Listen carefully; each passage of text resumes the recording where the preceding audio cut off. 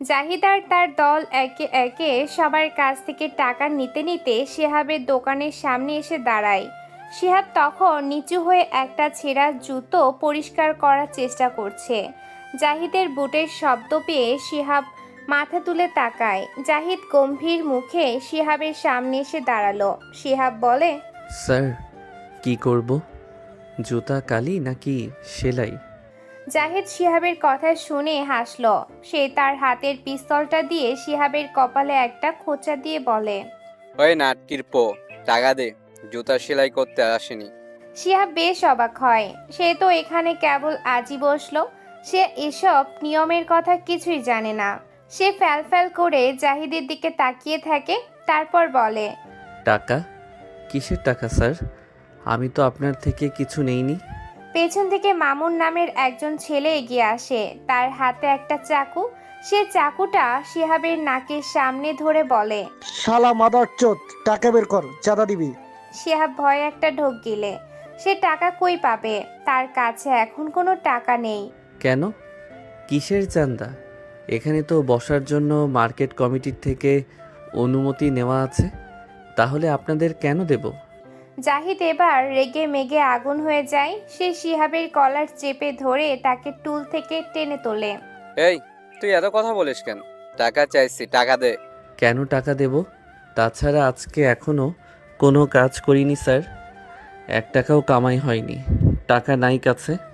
জাহিদ এবার শিহাবের সামনের জুতোগুলো লাথি মেরে রাস্তার মাঝখানে ফেলে দিল।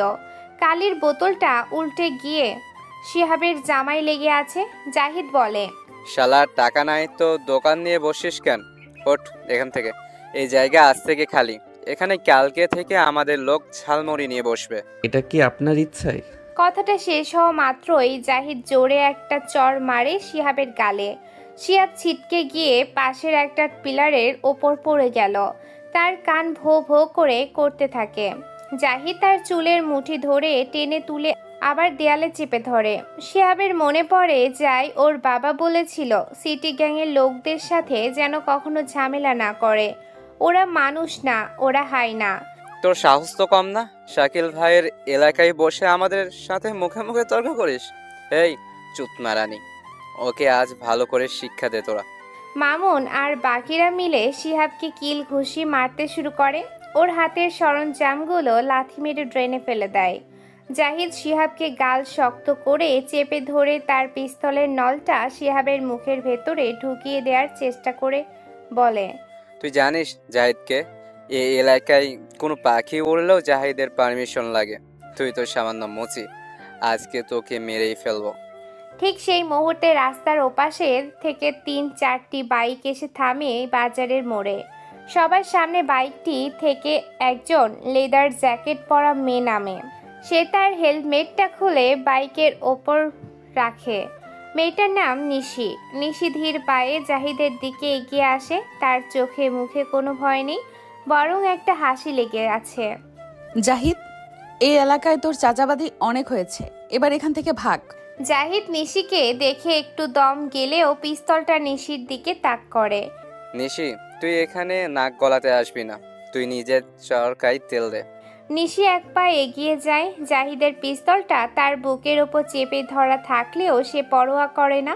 সে হঠাৎ জাহিদের হাত থেকে পিস্তলটা কেড়ে নিয়ে সেটা দিয়ে ওর কপাল বরাবর মেরে এক পাশে ছুঁড়ে মারে এবং জাহিদের কলার ধরে তাকে একটা ধাক্কা দেয়। শাকিল টাকিল দেখার সময় আমার নেই। আমি ভিপি নিশি, আমি ভার্সিটি স্টুডেন্ট লিডার। আমার ভার্সিটির এলাকায় এসে চাঁদাবাজি করবি আর আমি আঙুল চুষবো? তোদের এই পাতি মাস্তানি অন্য কোথাও গিয়ে দেখা। যা শালা ভাগ। নিশির সাথে আসা বাকি ছেলেরা জাহিদের দলবলকে ঘিরে ধরে। জাহিদ বুঝতে পারে আজ এখানে টিকতে পারবে না। সে রাগে গড়গড় করতে করতে পিস্তলটা কুড়িয়ে নিয়ে বলে, তুই কাজটা ঠিক করলি না নিশি। তোর খুব দুঃখ আছে কপালে। শাকিল ভাই এটা জানলে তোর খবর আছে। নিশি হেসে দেয়। সে জাহিদের দিকে তাকিয়ে বলে, তোর শাকিল ভাইকে বলিস নিশি ওকে ভালো করে চেনে। এখন বিদায় হও। জাহিদ আর তার সিটি গ্যাংয়ের লোকেরা দ্রুত গাড়িতে উঠে এলাকা ছাড়ে। চারপাশের মানুষজন দীর্ঘশ্বাস ফেলে আবার কাজে ফেরে। নিশি এবার শিহাবের দিকে তাকায়। শিহাব তখন ড্রেন থেকে তার সুতো আর সুইগুলো তোলার চেষ্টা করছে। তার গালটা লাল হয়ে ফুলে আছে। নিশি নিজে নিচু হয়ে শিহাবের গড়ে যাওয়া জুতোগুলো কুড়িয়ে এনে টুলের ওপর রাখে। শিহাবকে দেখে নিশির মনে মায়া কাজ করে। ছেলেটা দেখতে বেশ শান্ত আর ইনোসেন্ট। এত বড় হয়েছে অথচ দুইটা ঘুষি দিতে পারো না? এরকম মার খেয়ে পড়ে আছো কেন? শিহাব নিশির দিকে তাকিয়ে একটু হাসার চেষ্টা করে, কিন্তু ব্যথায় মুখ কুঁচকে যায়। সে তার ছেঁড়া জামাটা ঠিক করে বলে, আমি মারামারি খুব ভয় পাই আপু। আমি সাধারণ মানুষ, এসব ঝামেলা নিতে পারি না, কিন্তু ওরা আপনাকে বিপদে ফেলতে পারে। ওরা খুব খারাপ লোক। নিশি মুচকি হাসে। সে শিহাবের কাঁধে একটা হাত রেখে বলে, আমার চিন্তা তোমাকে করতে হবে না। এই শহরটা এখন আমাদের মতো স্টুডেন্টদের দখলে। কোনো পাতি মাস্তান এখানে টিকবে না। তুমি কাজ করো, দেখি তোমার ওখানে কেমন কাস্টমার আসে না। নিশি চলে যায় সেখান থেকে।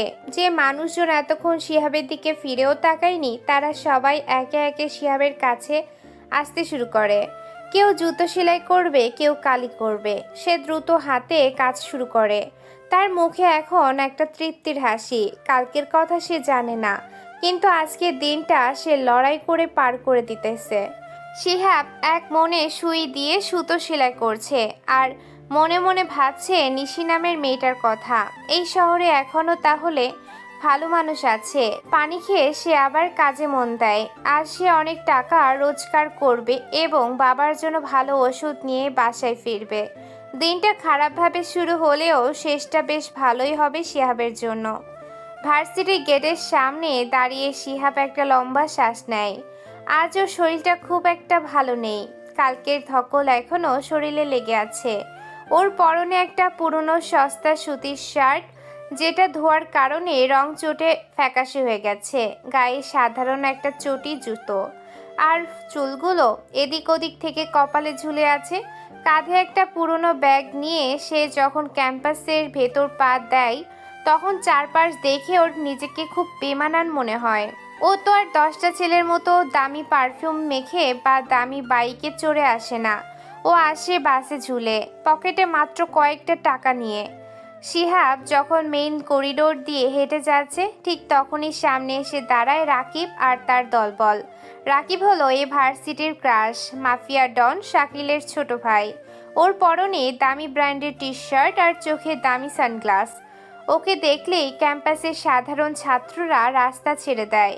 রাকিব শিহাবের সামনে এসে পথ আটকে দাঁড়ায় এবং ওর আগা গোড়া দেখে একটা হাসি দিয়ে বলে, ওই তুই না মুচি? তোকে না কদিন আগে দেখলাম মুচিগিরি করছিস। তোর বাবাও তো দোকান চলায়, তার মানে তুই মুচির পোলা। আজকে তো দেখি খুব ফিটফাট হয়ে আইসিস।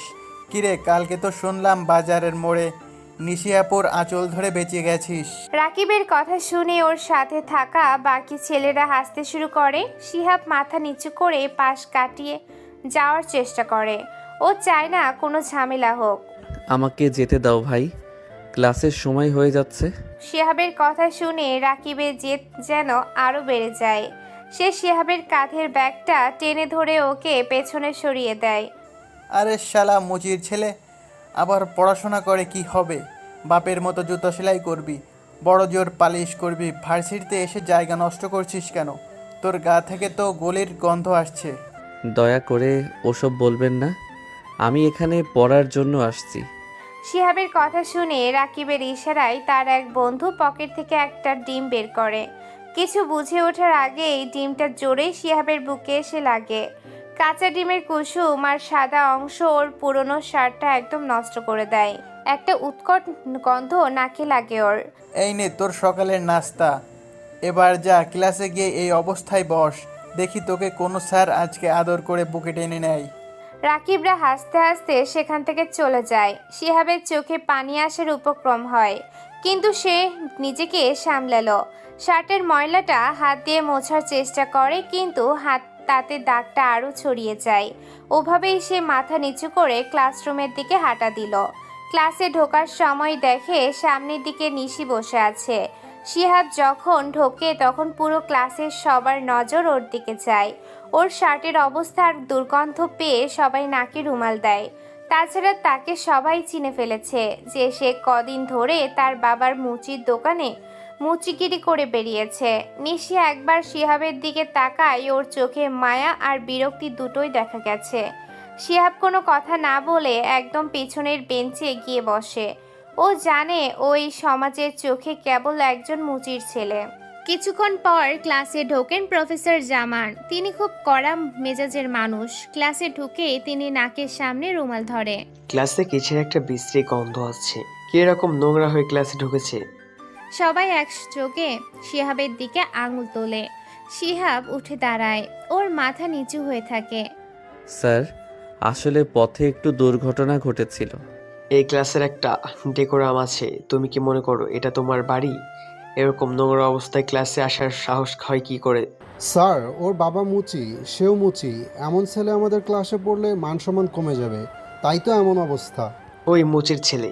মুচি পড়াশোনা করতে আসছো নাকি জুতা সেলাই করতে আসছো? শিহাবের বুকটা ফেটে যায় অপমানে। সে কিছু বলতে চায়, কিন্তু স্যার তাকে সুযোগ দেয় না। স্যার এরপর বোর্ডে একটা কঠিন প্রশ্ন লেখে এবং পুরো ক্লাসের দিকে তাকায়। কেউ কি এই প্রশ্নের উত্তর দিতে পারবে? শিহাব হাত তোলে। সে এই বিষয়টা খুব ভালো করেই পড়েছে। সে চায় প্রমাণ করতে যে সে মেধার জোরে এখানে এসেছে। স্যার, আমি বলতে পারবো। নিশি, তুমি বলো। ওর মতো ময়লা ছেলের কথা শোনার সময় আমার নেই। নিশি দাঁড়িয়ে উত্তর দেয়। শিহাবের আর সেখানে বসে থাকতে ইচ্ছে করে না। স্যারের অবজ্ঞা আর অন্যদের থেকে বারবার মুচির ছেলে ডাক শুনে ওর সহ্য ক্ষমতা ছাড়িয়ে যায়। সে ব্যাগটা গুছিয়ে নিঃশব্দে ক্লাস থেকে বেরিয়ে আসে। সে এসে বসে ভার্সিটির শহীদ মিনারের সিঁড়িতে। চারপাশটা বেশ ফাঁকা। গাছ থেকে ঝরা পাতাগুলো ওর পায়ের কাছে এসে জমা হচ্ছে। শিহাবের মনে পড়ে ওর অসুস্থ বাবার কথা। বাবা কত কষ্ট করে ওকে পড়াচ্ছে যাতে ওকে জুতোর কালি মাখতে না হয়, অথচ এই পৃথিবীটা ওকে বারবার সেই জুতোর কালির কথা মনে করিয়ে দেয়। ঠিক সেই সময় ক্যাম্পাসে একটা শব্দ শোনা যায়। শিহাব তাকিয়ে দেখে জাহিদ তার গ্যাংয়ের লোকেরা কয়েকজন বহিরাগত মাস্তান নিয়ে ক্যাম্পাসে ঢুকেছে। সবার আগে আছে জাহিদ, যে হলো এই এলাকার বড় মাফিয়া শাকিলের ডান হাত। ওরা টেনে হিসড়ে এক স্যারকে মাঠের মাঝখানে নিয়ে আসে। ওই স্যার গতকাল শাকিলের দলের একজনকে চড় মেরেছিল, কারণ সে একটা মেয়েকে খুব বাজেভাবে উত্ত্যক্ত করেছিল। জাহিদ স্যারের কলার চেপে ধরে সবার সামনে ছাত্রছাত্রীরা জড়ো হয়। জাহিদ তার হাতে থাকা বেসবল স্টিকটা ঘোরাতে থাকে। এই বুড়ো, তোর সাহস অনেক বেড়ে গেছে না? আমার ছেলেদের গায়ে হাত তোলা সাহস পাস কোত্থেকে? ওরা মেয়েটির সাথে খুব অশালীন আচরণ করেছিল। একজন শিক্ষক হিসেবে আমি এটা সহ্য করতে পারি না। জাহিদ জোরে হেসে ওঠে, তারপর স্যারের চশমাটা টেনে নিয়ে মাটিতে আছাড় মারে। শিক্ষকগিরি ক্লাসে দেখাবি, বাইরে আমি যা বলবো সেটাই আইন। আজকে তোকে সবার সামনে কান ধরে উঠবস করাবো, দেখি তোর ছাত্রীরা তোকে কেমন বাঁচাতে আসে। শিহাব দূর থেকে দৃশ্যটা দেখে শিউরে ওঠে। সে দেখে ক্লাসের ছাত্ররা যারা ওকে অপমান করতে ওস্তাদ, তারা সবাই ভয়ে দূরে দাঁড়িয়ে আছে। কেউ এগিয়ে আসার সাহস পায় না, এমনকি নিশি কেউ দেখা যায় না আশেপাশে। জাহিদ তখন স্যারকে একটা লাথি মেরে মাটিতে ফেলে দেয়। কি হলো? কেউ আসবে না এই বুড়োকে বাঁচাতে? এ ভার্সিটির কি কোনো বাপ নেই? শিহাবের উঠে দাঁড়ায়।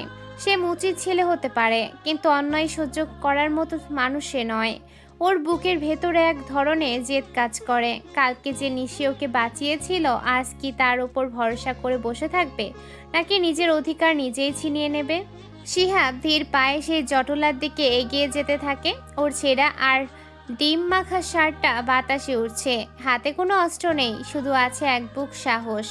সে জানে আজ প্রতিবাদ না করলে এই শিক্ষকের অপমান পুরো ছাত্র সমাজের অপমান হবে। জাহিদ শিহাবকে এগিয়ে আসতে দেখে হো হো করে হেসে ওঠে। আরে, এটা তো সেই জুতোর পালিশওয়ালা। তুই কি এখানেও কালি করতে আসিস নাকি রে? স্যারকে ছেড়ে দিন, উনি আপনাদের শিক্ষক না হলেও বড়দের সম্মান করতে শিখুন। জাহিদ ব্রু কুচকে শিহাবের দিকে তাকায়। সে মিজানের দিকে ইশারা করে। মিজান, এই মাদারচোদকে একদম পিষে ফেলতো, এর সাহস দেখি আকাশ ছোঁয়া। মিজানেরা শিহাবের কাছে যায়, আবার মারতে শুরু করে।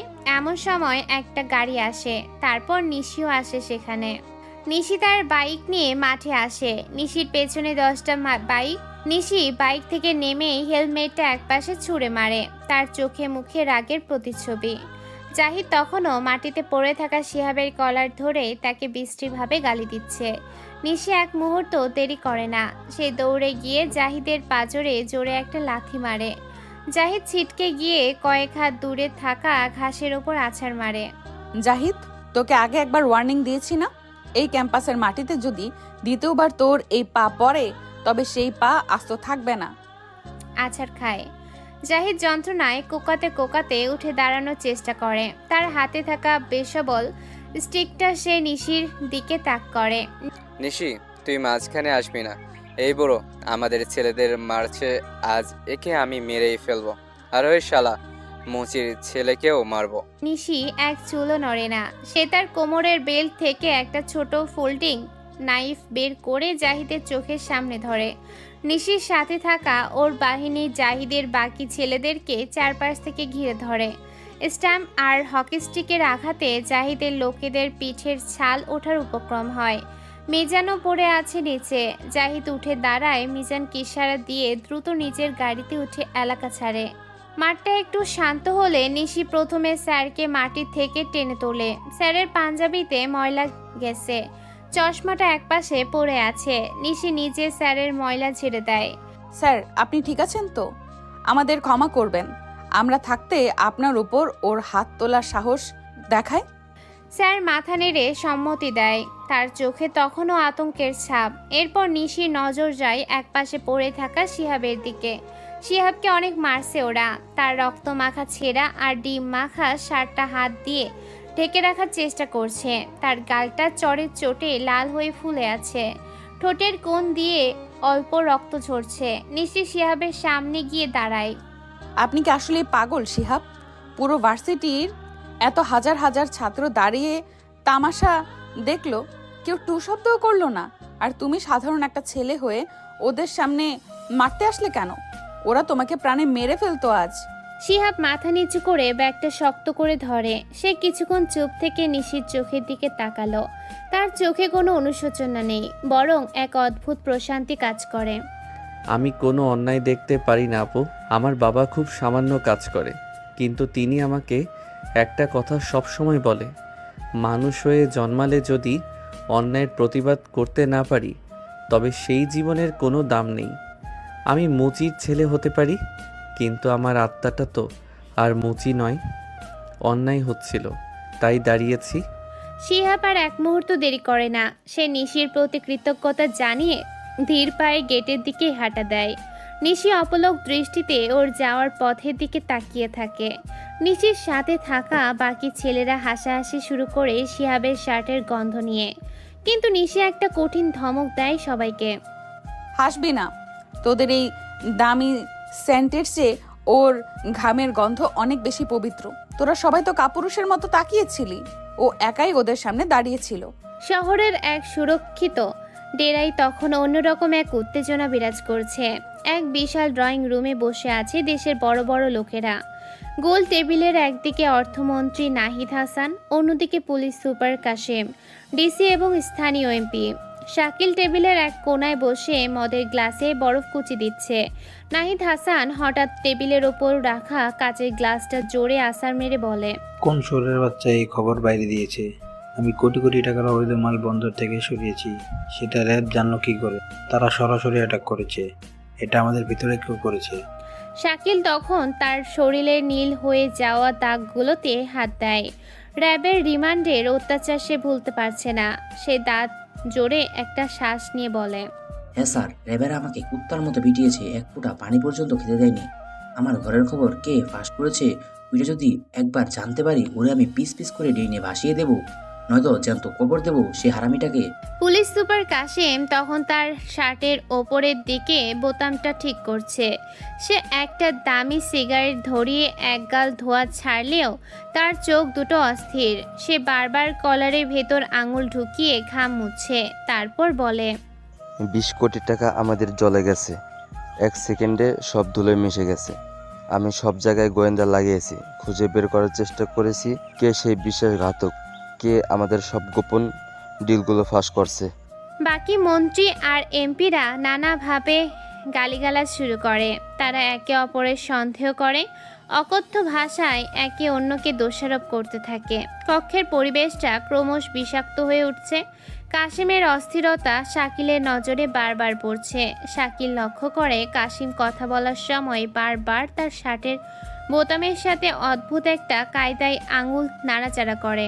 শাকিল হঠাৎ নিচের জায়গা থেকে উঠে দাঁড়ায়। সে ধীর পায়ে টেবিলের ওপাশে থাকা একটা মদের বোতল হাতে নেয়। বোতলের সিপিটা দাঁত দিয়ে কামড়ে খুলে সে সরাসরি গলায় ঢালতে থাকে।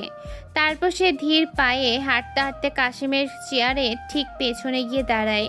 কাশিম তখনও বোতাম ঠিক করতে ব্যস্ত। এই গল্পটি লেখক আবির হাসান নিলয়ের লেখা, মিঠুন স্টোরি চ্যানেলে প্রকাশিত হয়েছে। এই গল্পের সব দায়িত্ব মিঠুন স্টোরি চ্যানেলের, তাই না বলে কপি করা সম্পূর্ণ নিষেধ। স্যার, আপনি খুব অস্থির হয়ে আছেন, অনেক টেনশন করছেন দেশের অবস্থা নিয়ে। এক চুমুক ডিম খাবেন নাকি? মনটা একটু ফ্রেশ হবে। কাশিম যখনই হাত বাড়িয়ে গ্লাসটা নিতে যায়, অমনি শাকিল যেন হায়নার মতো ঝাঁপিয়ে পড়ে কাশিমের ওপর। সে মদের ভারী বোতলটা কাশিমের টেকো মাথায় জোরে আঘাত করে। বোতলটা ভাঙা কাচের টুকরো চারিদিকে ছড়িয়ে পড়ে।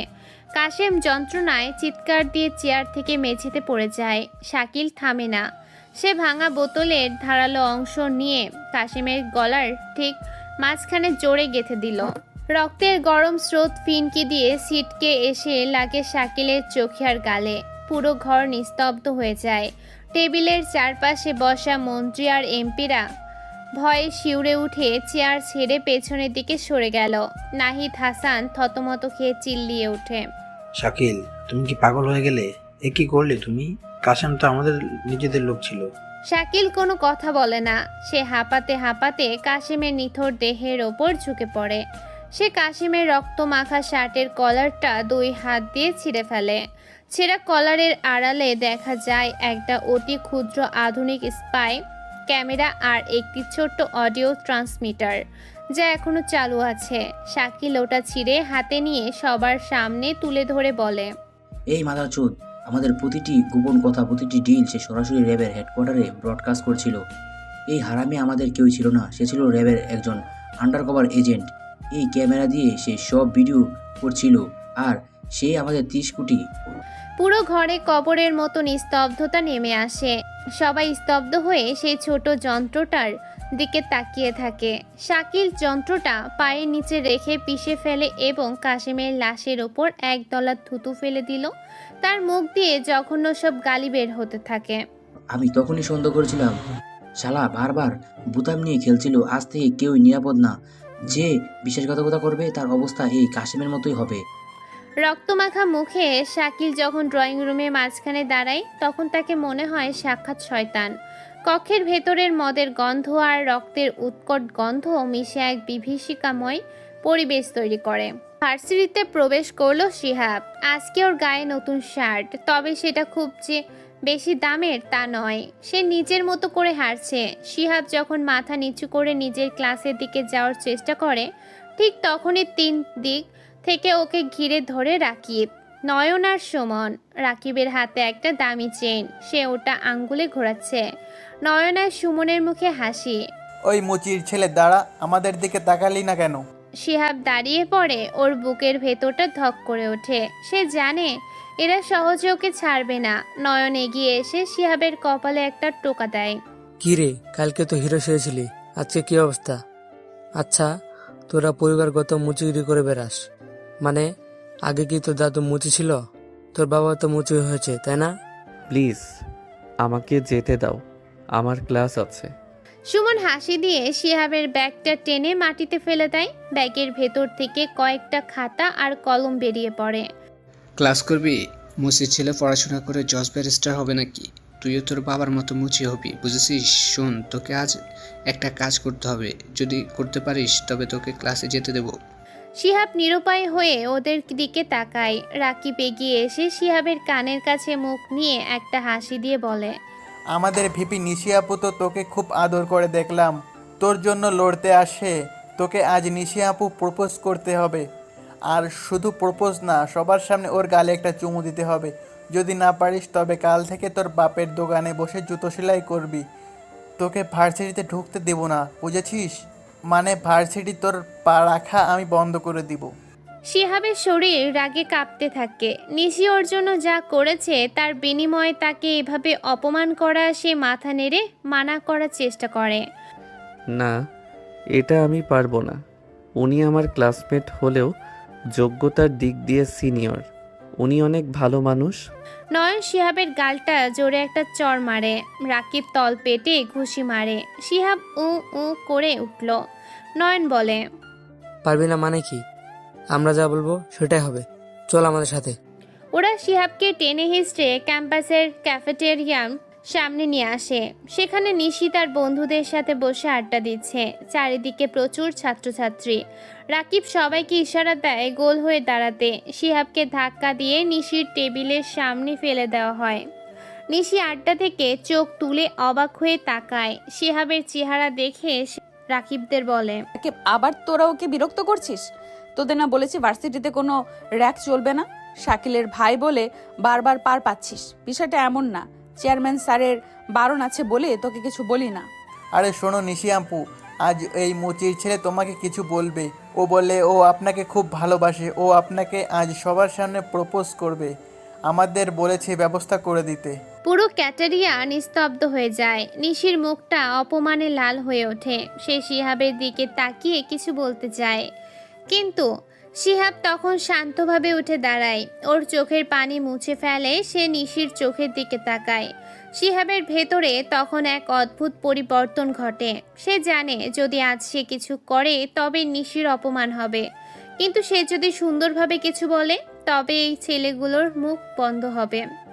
শিহাব হঠাৎ ক্যাফেটেরিয়ার একপাশে রাখা একটা গোলাপ ফুল হাতে নেয়, যা সম্ভবত কেউ ফেলে দিয়েছিল। সে নিশির সামনে হাঁটু গেড়ে বসে। ওর এই ভঙ্গি দেখে রাকিবরা হাসাহাসি শুরু করে, কিন্তু শিহাবের মুখ থেকে যখন কথা বের হয় তখন সেই হাসাহাসি থেমে যায়। নিশি, এই শহরের ধুলোবালি আর জুতোর কালির মাঝে বড় হওয়া আমার মতো একটা ছেলের কাছে আকাশ দেখার অধিকার নেই, কিন্তু আপনি সেই আকাশ যে কোনো জাতপাত বা ভেদাভেদ না করে আমার মতো একজনের ওপর ছায়া দিয়েছে। এই পৃথিবীতে সবাই যখন আমাকে মুচির ছেলে বলে ঘৃণা করে, আপনি তখন আমার আত্মসম্মান বাঁচিয়েছেন। নিশি চুপ হয়ে বসে আছে। সে কল্পনাও করেনি এই সাধারণ ছেলেটা এত সুন্দর করে কথা বলতে পারে। শিহাব থামে না। আমি জানি আমার যোগ্যতা নেই আপনার পাশে দাঁড়ানোর, কিন্তু আজ এই সবার সামনে আমি বলতে চাই, ভালোবাসা মানে শুধু শরীর নয়, ভালোবাসা মানে সম্মান। আপনি আমার কাছে সেই সম্মানের অন্য নাম। যদি অনুমতি দেন তবে এই ফুলটা গ্রহণ করুন। আমি আপনাকে কোনো অপমান করতে আসিনি, বরং এই অসভ্যগুলোর মাঝখানে আপনাকে শ্রেষ্ঠ মর্যাদা দিতে চাই। নিশি অবাক হয়ে লক্ষ্য করে শিহাবের প্রপোজ করার ঢংটা এতটাই রোমান্টিক আর মার্জিত যে বড় কোনো কবিও হয়তো এভাবে পারত না। শিহাব এরপর নিশির দিকে হাত বাড়িয়ে দেয়। রাকিব চিল্লিয়ে বলে, চুমু দে শিহাব। শিহাব শান্ত চোখে নিশির দিকে তাকায়। সে মাথা নত করে নিশির হাতের ওপর নিজের কপালটা ঠেকায়। সে গালে চুমু দেয় না, বরং ভালোবাসার প্রতি যে শ্রদ্ধা আর আবেগ থাকে সেই সম্মানে নিশির হাতে একটা স্পর্শ দেয়। আমার ভালোবাসা আপনার প্রতি সম্মানের, শরীর বৃত্তীয় কোনো কামনার নয়। কথাটা বলে শিহাব উঠে দাঁড়ায়। পুরো ক্যাফেটেরিয়া তখন নিস্তব্ধ হয়ে গেছে। নিশিও স্তব্ধ হয়ে আছে। সে অনেক প্রপোজ পেয়েছে তার জীবনে, অনেক দামি উপহার পেয়েছে, কিন্তু এই মুচির ছেলের দেয়া সামান্য একটা শুকনো গোলাপ আর গভীর প্রপোজাল তার হৃদয়ে এক অন্য রকম কম্পন তৈরি করে। নিশি দেখে শিহাবের চোখে এক স্বচ্ছ পবিত্রতা। নিশি ধীরে ধীরে উঠে দাঁড়ায়। সে শিহাবের হাত থেকে ফুলটা নেয়। তার চোখে তখন পানি টলমল করছে। সে রাকিবের দিকে তাকিয়ে থাকে। সবাই চলে যায়। অন্ধকার ঘরটা এখন ভারী হয়ে আছে রক্তের উৎকট গন্ধে আর সিগারেটের ধোঁয়ায়। ঘরের এক কোণায় বড় কাঠের টেবিলের ওপর নিথর হয়ে পড়ে আছে পুলিশ সুপার কাশেমের লাশ। মাথাটা টেবিলের ওপর ঝুলে আছে, আর নিচ দিয়ে রক্তের একটা সরু ধারা মেঝেতে চুয়ে চুয়ে পড়ছে। মন্ত্রী আর এমপিরা মিটিং শেষ করে চলে গেছে অনেক আগে। ঘরের মাঝখানে একটা দামি সোফায় গা এলিয়ে বসে আছে শাকিল। তার চোখে মুখে কোনো অনুশোচনা নেই, বরং এক ধরনের ভয়ঙ্কর প্রশান্তি দেখা যায়। সে ধীরে আঙুলের ফাঁকে ধরা দামি সিগারেট থেকে ধোঁয়া ছাড়ছে। এমন সময় ঘরের দরজা ঠেলে ভেতরে ঢোকে জাহিদ, মিজান, সাইফুল আর রতন। ওদের অবস্থা করুণ। কারো শার্ট ভেজা, কারো শার্ট ছেঁড়া, কারো কপাল ফেটে রক্ত বের হচ্ছে, আর কারোর হাতে ব্যান্ডেজ। শাকিল ওদের দিকে একবার আর চোখে তাকায়, কিন্তু কোনো কথা বলে না। ঘরের ভেতরে লাশের অবস্থা দেখে জাহিদদের বুকের ভেতরটা কেঁপে ওঠে। ওরা নিজেদের গলার পানি গিলে শাকিলের সামনে গিয়ে দাঁড়ায়। কয়েক মিনিট কোনো শব্দ নেই, শুধু সিলিং ফ্যানের গড়গড় শব্দ আর শাকিলের সিগারেটের ধোঁয়া ছাড়ার আওয়াজই শোনা যাচ্ছে। শাকিল হঠাৎ সোফা থেকে উঠে দাঁড়ায়। সে ধীর পায়ে গিয়ে টেবিলের ওপর রাখা মদের বোতলটা হাতে নেয়। গ্লাসে বরফ কুচি দিয়ে সে মদ ঢালতে শুরু করে। মদের ঝিরঝির শব্দটা এই নিস্তব্ধ ঘরে আরো ভয়ঙ্কর শোনায়। তারপর বলে, জাহিদ, মিজান, তোদের এই অবস্থা কেন? কে তোদের এই হাল করলো? জাহিদ মাথা নিচু করে নিজের ফাটা কপালে হাত দেয়। তার গলার স্বর কাঁপছে ভয়ে। ভা- ভা- ভাই, ভার্সিটির ওই ভিপি নিশি আমাদের ধান্দায় অনেক ঝামেলা করেছে। ও কালকে আমাদের লোকের ওপর অ্যাটাক করে, আজকেও ক্যাম্পাসে আমাদের ছেলেদের সামনে মারছে।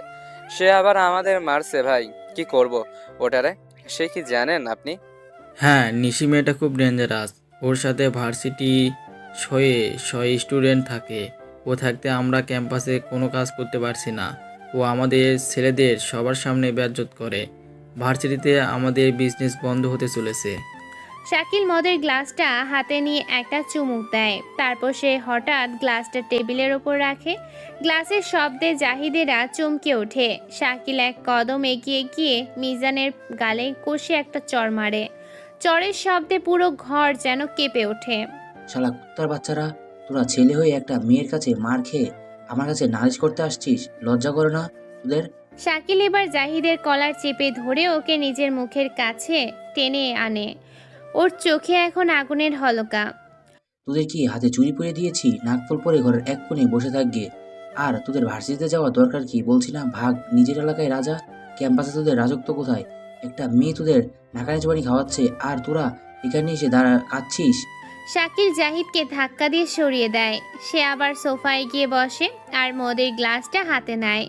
নিশাকে সরানোর ব্যবস্থা আমি করছি। ও কার মেয়ে, ওর পিছনে খুঁটি কত বড় সেটার খোঁজ লাগা আগে। ওর বাপের চোর কতটুকু সেটা জানতে হবে, তারপর দেখছি ওর ঝাল কিভাবে মেটাতে হয়। ওকে এমন শিক্ষা দেব যে 7 জন্মেও আমার নাম ভুলবে না। পরদিন সকালে ভার্সিটির ক্লাসরুমের সামনে সারিতে বসে আছে নিশি, কিন্তু তার মনটা আজ ক্লাসে নেই। সে বারবার ক্লাসের দরজার দিকে তাকাচ্ছে। শিহাব এখনো আসেনি।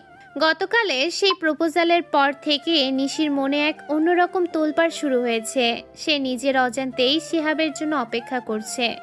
ঠিক সেই সময় ভার্সিটির পেছনের দিকে শিহাবকে ঘিরে ধরেছে রাকিব, নয়ন আর সুমন। রাকিবের হাতে একটা লোহার রড। কিরে, কালকের হিরো আজ তো আর নিশি আপু নেই। প্রপোজ করার অনেক শখ, তাই না? আজ তোর হাড়গোড় গুঁড়ো করে দিব। আমাকে কেন মারবা ভাই? আমি কি করেছি? কিছুই করিসনি, আমাদের ইচ্ছে হয়েছে তোকে মারবো, বুঝেছিস? রাকিবরা মিলে শিহাবকে নির্দয়ভাবে মারধর করতে শুরু করে। শিহাবের সাদা শার্টটা আবার ধুলোয় আর রক্তে মাখামাখি হয়ে যায়। যে কোনো প্রতিবাদ করে না, শুধু শরীরটা কুকড়ে নিয়ে মার সহ্য করে। মারতে মারতে যখন ওরা ক্লান্ত হয়ে যায় তখন ওকে ফেলে রেখে চলে যায়। ক্লাস তখন শুরু হয়ে গেছে। বায়োলজির প্রফেসর ডক্টর জামান ক্লাসে ঢুকে কিছু একটা কাঁকছে। নিশি অস্থির হয়ে বারবার ঘড়ি দেখছে। ঠিক তখনই দরজার কাছে একটা ছায়া এসে দাঁড়ায়। সবাই ফিরে তাকায়। শিহাব ল্যাংচাতে ক্লাসে ঢুকছে। ওর ঠোঁট ফেটে রক্ত বের হচ্ছে, কপালে একটা বড় ক্ষত। ক্লাসে সবাই ওকে দেখে হাসাহাসি শুরু করে। প্রফেসর জামান ব্রু কুচকে তাকায়। এই যে মিস্টার জুতো সেলাইকারী, আপনার কি ঘড়ি দেখার অভ্যাস নেই? ক্লাসে এটা প্রবেশ সময়। সরি স্যার, দেরি হয়ে গেছে। নোংরা একটা ছেলে, যাও একদম পেছনের বেঞ্চে গিয়ে বসো। তোমার চেহারা দেখলে আমার রুচি নষ্ট হয়ে পড়াশোনার। নিশি শিহাবের অবস্থা দেখে আসন ছেড়ে উঠতে চায়, কিন্তু স্যার তাকে নিষেধ করে। সে কষ্ট করে গিয়ে একদম পিছনের ভাঙা বেঞ্চটাতে বসে। শরীরের যন্ত্রণায় ওর নিঃশ্বাস নিতে কষ্ট হচ্ছে, কিন্তু সে বসে থাকে বেঞ্চে মাথা রেখে। এবার একটা জটিল ডায়াগ্রাম আঁকে। তিনি পুরো ক্লাসের দিকে গম্ভীর চোখে তাকায়, তারপর প্রশ্ন করে, সবাই বোর্ডের দিকে মনোযোগ দাও। মনে করো একটি প্রাণীর শরীরে এমন একটি মিউটেশন হয়েছে যার ফলে কোষে থাকা মাইটোকন্ড্রিয়া আর কোনো এটিপি উৎপাদন করতে পারে না। কিন্তু এই প্রাণীর কোণে গ্লাইকোলাইসিস প্রকৃতি একদম স্বাভাবিকভাবে চলছে। এখন প্রশ্ন হলো, এই অবস্থায় প্রাণীটি কি দীর্ঘ সময় বেঁচে থাকতে পারবে? যদি না পারে তাহলে কি কোনো জৈবিক প্রতিক্রিয়া ধাপে ধাপে ভেঙে পড়বে এবং শুধুমাত্র গ্লাইকোলাইসিস কোষের শক্তি চাহিদা পূরণ করতে ব্যর্থ হবে? পুরো ক্লাস নিস্তব্ধ হয়ে যায়। তুখোড় ছাত্ররাও একে অপরের মুখের দিকে তাকাচ্ছে। নিশিও কপালে হাত দিয়ে গভীরভাবে চিন্তা করছে। প্রশ্নটা যতটা সহজ মনে হচ্ছে, এর উত্তর ততটাই জটিল। বায়োলজির এই গভীর তত্ত্বের উত্তর দেওয়ার কারোরই পক্ষে সম্ভব হচ্ছে না। প্রফেসর মুচকি হাসে। তিনি জানে এই প্রশ্নের উত্তর দেওয়ার মতো মেধা এই ব্যাচে খুব কম জনেরই আছে। তিনি রাকিবের দিকে তাকায়, যে ক্লাসের ফাঁকে ফিসফাস করছিল। এই গল্পটির লেখক আবির হাসান নিলয়ের লেখা, মিঠুন স্টোরি চ্যানেলে প্রকাশিত হয়েছে। এই গল্পের সব দায়িত্ব মিঠুন স্টোরি চ্যানেলের, তাই না বলে কপি করা সম্পূর্ণ নিষেধ। কি রাকিব, অনেক তো বড় বড় কথা বলছো, এই প্রশ্নের উত্তরটা দাও দেখি। রাকিব আমতা আমতা করতে থাকে। সে কিছুই বুঝতে পারছে না। নয়ন আর সুমন মাথা নিচু করে বসে থাকে। প্রফেসর এবার নিশির দিকে তাকায়। নিশি, তুমি কি পারবে? স্যার, মাইক্রোডিয়া যেহেতু শক্তির ঘর, তাই ওটা বন্ধন হলে কোষের শক্তি কমে যাবে। কিন্তু গ্লাইকোলাইসিস তো শক্তি দেয়, সেটা তবে দীর্ঘ সময় কেন টিকবে না, সেটা আমি ঠিক গুছিয়ে বলতে পারছি না। প্রফেসর জামান হতাশ হয়ে মাথা নাড়ে। তিনি ডাস্টার হাতে নিয়ে ব্ল্যাকবোর্ড মুছতে যাবে। ঠিক তখনই পেছনের বেঞ্চ থেকে একটা হাত উপরে ওঠে। শিহাব তার রক্তমাখা হাতটা উঁচু করে ধরেছে। ক্লাসের সবাই অবাক হয়ে পেছনে তাকায়। স্যার, আমি এটার উত্তর দিতে চাই। প্রফেসর এক মুহূর্ত থমকে যায়। তিনি অবজ্ঞার স্বরে বলেন, তুমি কি জানো এটার গভীরতা কতটুকু? জুতো সেলাই করার সেলুলার মেটাবেজিলল মেটাজবিল এক জিনিস নয়। অন্যরা পারলো না, তুমি মুচির ছেলে হয়ে পারবে? হ্যাঁ। আচ্ছা বল। সে যন্ত্রণার মাঝেও উঠে দাঁড়ায়। পুরো ক্লাসের নজর এখন সেই রক্তমাখা অপদস্থ আর খ্যাত ছেলেটার ওপর। শিহাব গভীর এক শ্বাস নিয়ে কথা বলা শুরু করার প্রস্তুতি নেয়। প্রাণের ভেতরের শক্তির বিষয়টা আসলে খুব নির্মম বাস্তবতার উপর দাঁড়িয়ে। একটি কোষ বেঁচে থাকে কারণ তার ভেতরে শক্তির প্রবাহ থামে না। এই শক্তির মুদ্রা হলো এটিপি, আর এই মুদ্রা সবচেয়ে বেশি তৈরি হয় কোষের শক্তি কেন্দ্র মাইটোকন্ড্রিয়াতে। ধরা যাক কোনো মিউটেশনের কারণে মাইটোকন্ড্রিয়া আর কাজ করছে না, তখন কোষের একমাত্র ভরসা হয়ে দাঁড়ায় গ্লাইকোলাইসিস। কিন্তু গ্লাইকোলাইসিস যেন মরুভূমিতে এক ফোঁটা পানির মতো কাজ করে। এটা প্রতি গ্লুকোজ অণু থেকে মাত্র 2টি এটিপি দেয়। অথচ স্বাভাবিক অবস্থায় মাইটোকন্ড্রিয়ার ভেতরের অক্সিডেটিভ ফসফোরাইলেটিন একাই প্রায় 30টির মতো এটিপি তৈরি করে। অর্থাৎ শক্তির প্রধান নদীটা হঠাৎ শুকিয়ে গেছে, শুধু একটা ছোট ঝর্ণা বেঁচে আছে।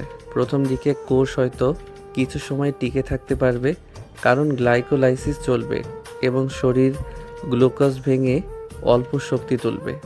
কিন্তু সমস্যা শুরু হয় যখন কোষের শক্তির চাহিদা বাস্তবতার সঙ্গে সংঘর্ষে আসে। শরীরের অনেক টিস্যু, বিশেষ করে মস্তিষ্ক, হৃৎপিণ্ড এবং বেশি অসাধারণ পরিমাণ শক্তি ব্যবহার করে। তাদের কাজ থামে না এক মুহূর্তের জন্যেও। মাইটোকন্ড্রিয়া বন্ধ হয়ে গেলে তাদের প্রয়োজনীয় শক্তির বিশাল অংশ হারিয়ে যায়। ফলটা ধীরে ধীরে প্রকাশ পায়। কোষের ভেতরের আয়ন পাম্পগুলো ঠিকভাবে কাজ করতে পারে না, ঝিল্লির ভারসাম্য ভেঙে পড়ে, ক্যালসিয়াম জমতে থাকে এবং বিপাকের পথগুলো একে একে অচল হয়ে যায়। গ্লাইকোলাইসিস তখন বাধ্য হয়ে বেশি করে চলতে থাকে, কিন্তু তার পার্শ্ব প্রতিক্রিয়ায় ল্যাকটিক অ্যাসিড জমতে শুরু করে, শরীর অ্যাসিডিক হয়ে ওঠে। এই অবস্থা শেষ পর্যন্ত ল্যাকটিক অ্যাসিডোসিসের দিকে ঠেলে দেয়। এখানেই জীবনের গভীর সত্যটা ধরা পড়ে। জীবন শুধু রাসায়নিক বিক্রিয়ার সমষ্টি নয়, বরং এক সূক্ষ্ম ভারসাম্য। একটি অঙ্গাণুর পতন পুরো ব্যবস্থাকে কাঁপিয়ে দেয়। মাইটোকন্ড্রিয়া বন্ধ হলে কোষের ভেতরের শক্তির সভ্যতা ভেঙে পড়ে। প্রথমে দুর্বল হয় মস্তিষ্কের নিউরন, কারণ তারা প্রায় পুরোপুরি অক্সিডেটিভ শক্তির উপর নির্ভরশীল। তারপর হৃৎপিণ্ড ও পেশি ক্লান্ত হয়ে পড়ে।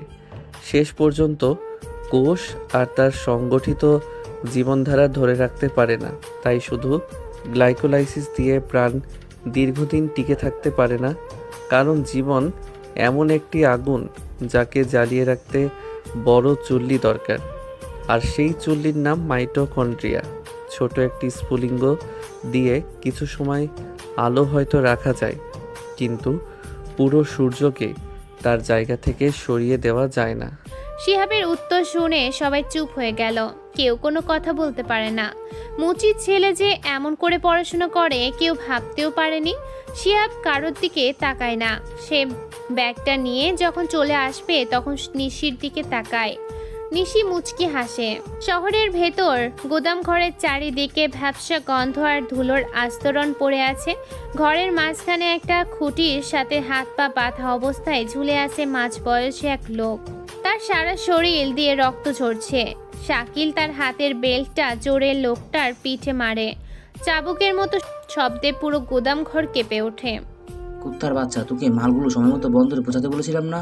তোর জন্য আমার কয়েক কোটি টাকার ডিল হাতছাড়া হয়ে গেল। তোর আন দিয়ে কি সেই টাকা উসুল হবে? লোকটা যন্ত্রণায় গোঙাতে থাকে। তার মুখ দিয়ে নালিশ করার মতো শান্তিটুকু নেই। শাকিল আবার বেল্ট দিয়ে মারে।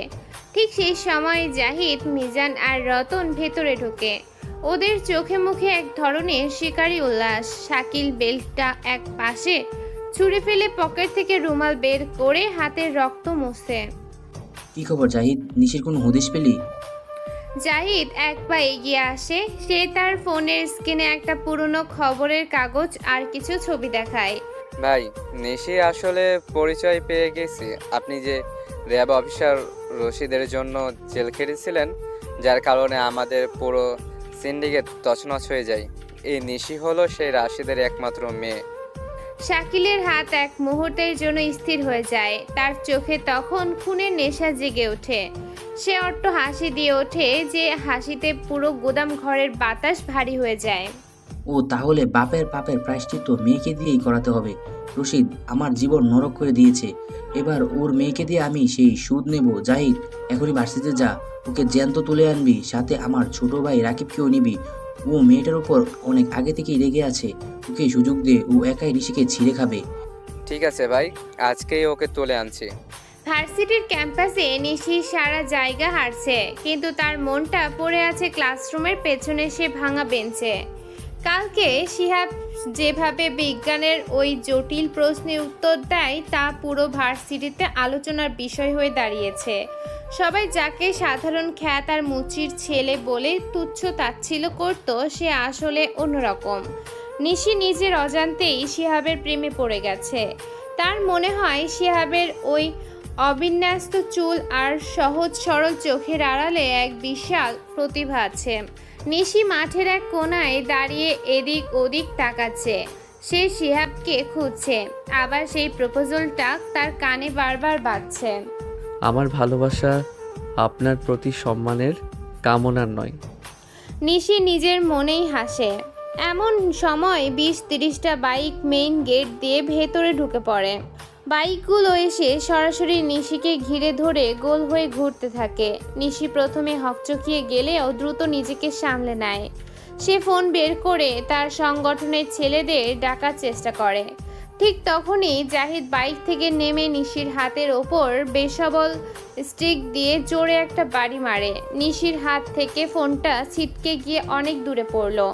কিরে ভিপি নিশি, খুব তো তেজ তোর, আজ দেখি তুই কে বাঁচাতে আসে। পেছন থেকে রাকিব, নয়ন আর তাদের সাথে আসা এক গাদা বহিরাগত গুন্ডা নিশিকে ঘিরে ধরে। রাকিব এগিয়ে এসে নিশির চুলের মুঠি ধরে ওকে নিজের দিকে টেনে আনে। নিশি যন্ত্রণায় চিৎকার করে ওঠে, কিন্তু আশেপাশে থাকা সাধারণ ছাত্ররা ভয়ে যার যার মতো দূরে সরে গেল। কেউ এগিয়ে আসার সাহস পায় না। জাহিদ ভাই, ওই মালটা আমাদের অনেক জ্বালিয়েছে, আজ ওর সব তেজ আমি পানি করে দিব। রাকিব নিশির গালে কষে একটা থাপ্পড় মারে। নিশি মাটিতে পড়ে গেলে জাহিদ ওর পেটে একটা লাথি মারে।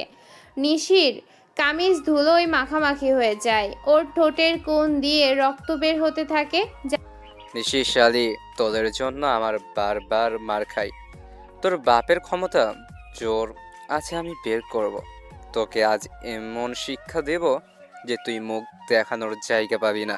জাহিদ নিশিকে উদ্দেশ্য করে জঘন্য সব গালিগালাজ করতে থাকে।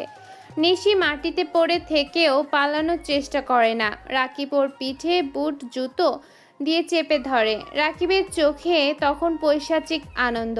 সে নিশির ওপর ঝুঁকে পড়ে, তার কপালের দিকে হাত বাড়ায়।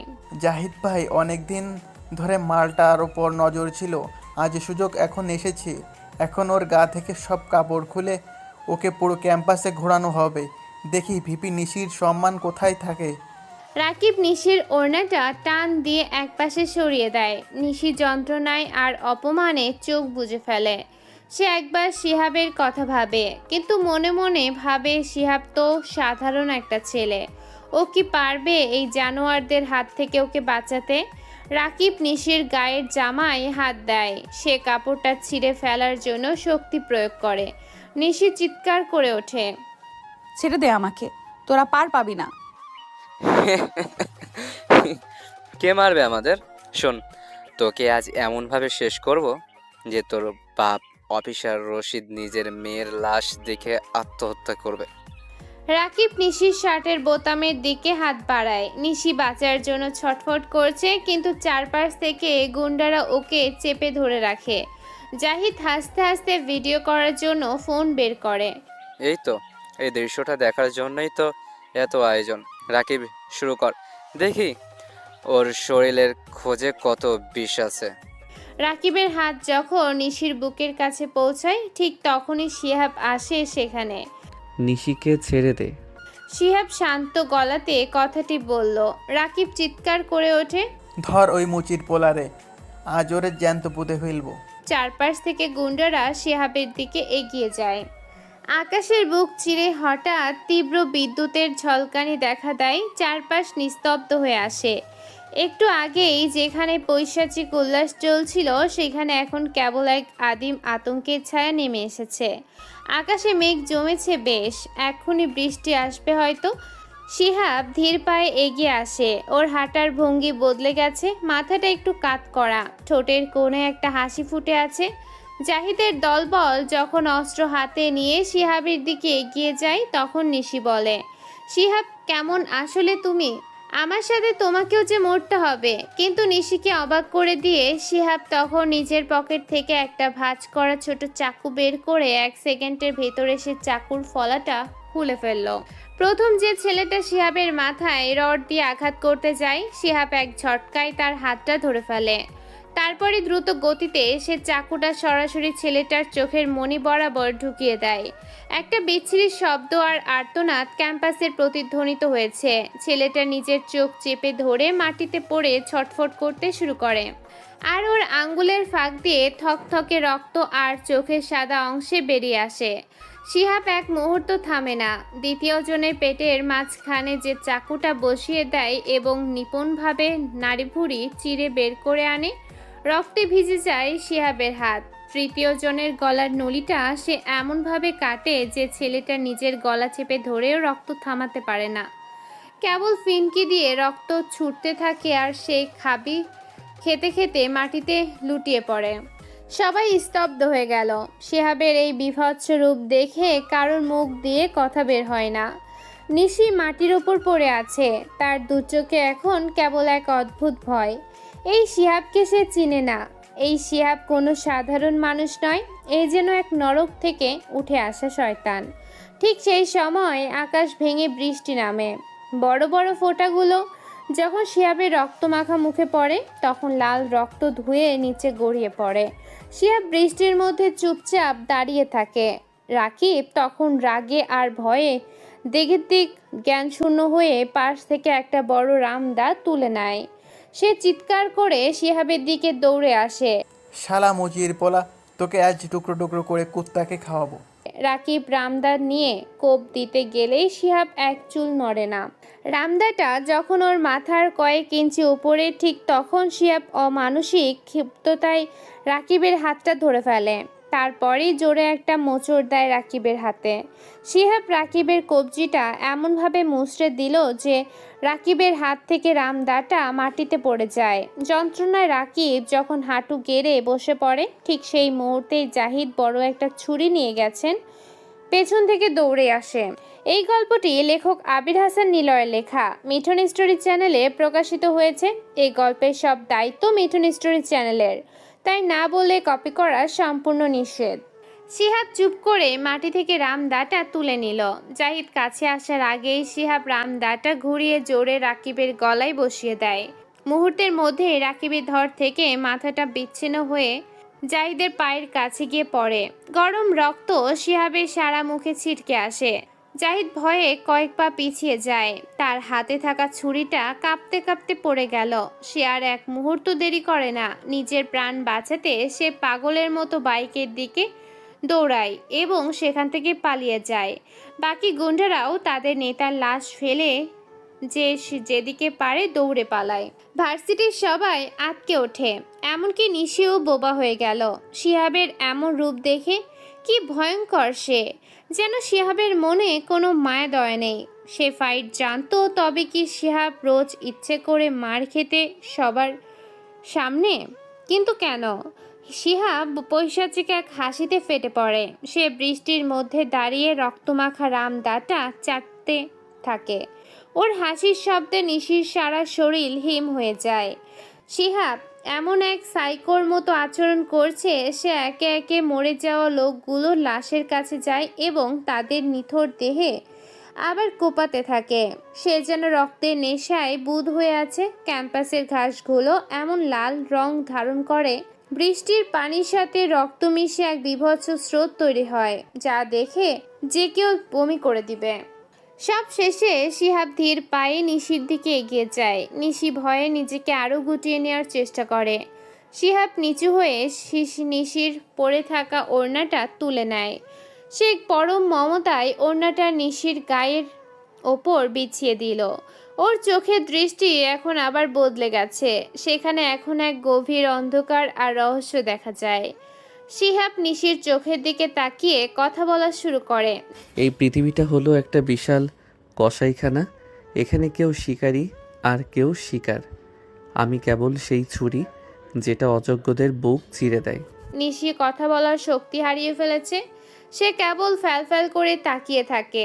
শিহাব কোনো কথা না বলে নিশিকে পাজাকোলা করে তুলে নিল। নিশির শরীরটা তখন ভয়ে কাঁপছে। বৃষ্টির ঝাপটায় শিহাবের গায়ের রক্ত ধুয়ে নিশির গায়ে লাগছে। শিহাব নিশিকে নিয়ে ধীর পায়ে ভার্সিটির গেটের দিকে হাঁটতে শুরু করে। নিশি নিজের সমস্ত সাহস সঞ্চয় করে কাঁপা কাঁপা গলায় প্রশ্ন করে, কে তুমি শিহাব? তুমি কি সাধারণ কেউ নও? কেন তুমি এমন করলে? শিহাব নিশির চোখের দিকে একবার তাকায়, কিন্তু কোনো উত্তর দেয় না। ওর ঠোঁটের কোণে সেই রহস্যময় হাসিটা রয়ে যায়। সে বৃষ্টির শব্দের মধ্যে নিশিকে নিয়ে হারিয়ে যেতে থাকে।